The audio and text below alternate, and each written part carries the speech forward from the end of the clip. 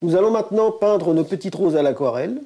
Pour ce faire, j'ai fixé avec du scotch ma feuille de papier sur un support fixe pour limiter le gondolement et contrôler l'écoulement de l'eau. Ensuite, passons au dessin avec un crayon HB.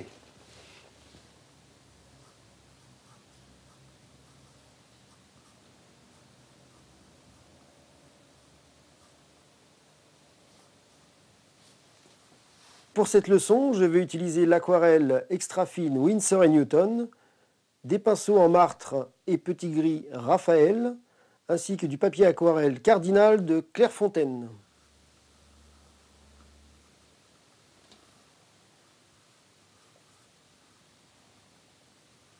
Procédons ensuite au mouillage complet de la feuille, sans toucher au rose,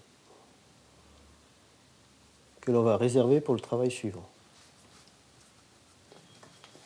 À l'aide de verre Armor et d'ocre jaune, on prépare un jus bien en eau, un jus de verre que l'on va répartir sur toute notre surface que l'on a précédemment humidifiée, et toujours sans toucher au rose. Avant séchage complet, on va poser par-ci et par-là des zones plus foncées, toujours dans le souci d'animer notre fond et déjà de positionner quelques ombres dans notre feuillage, avec du verre Armor, ocre jaune et terre de sienne brûlée. Et pour obtenir cette couleur beaucoup plus dense et plus foncée, moins d'eau. Quelques enlevés avec une martre pointue légèrement humidifiée, on dessine quelques branches. Nous n'avons plus maintenant qu'à attendre que ce travail sèche.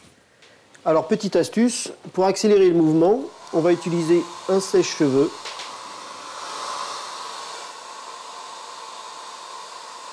On va continuer le travail du fond et des feuillages,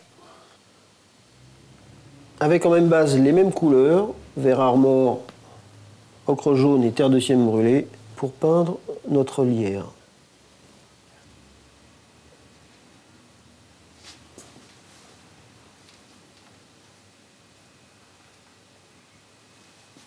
On compose maintenant un ton de rose très clair, très en jus, que l'on va répartir sur nos roses.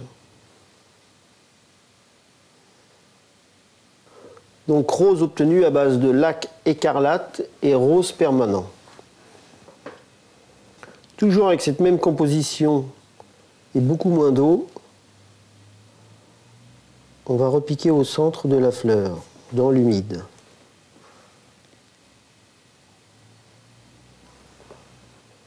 Puis, avec un petit morceau de papier essuie-tout qu'on a roulé en boule et qu'on présente sous forme d'un petit crayon, on va procéder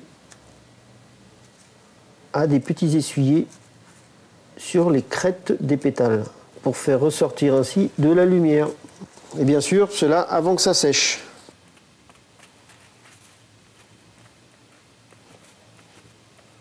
Avec un pinceau plus fin et notre même jus mais moins dilué, on va repiquer délicatement quelques nuances.